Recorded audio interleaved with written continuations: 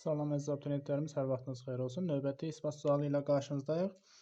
İsbat verilən sualda belə bir qaydanı verir. Düzbucaqlı üçbucağın xaricdən çəkilmiş çevirən radiusu R, daxilinə çəkilmiş çevirən radiusu kiçik r olarsa, onun perimetri bu düsturla hesablandığını isbat etməliyik.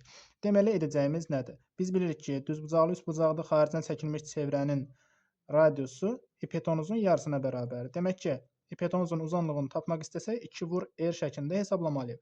Ardınca daxilinə çəkilmiş çevrənin radiusu isə a plus b minus c düsturu ilə hesablanır. Buradan a plus b cəmini axtarsaq, 2r plus c şəklində yazılmalıdır. C-nin yerinə 2r yazsam, olacaq 2r plus 2r, böyük r olacaq. İndi isə perimetrinə baxaq. Perimetr a plus b plus c şəklində hesablanır ki, a ilə b-nin yerinə 2r plus 2r yazsam, üzərinə əlavə edirik. C-nin yerinə 2r yazsam, bərabər olacaq 4r plus 2 kiçik r.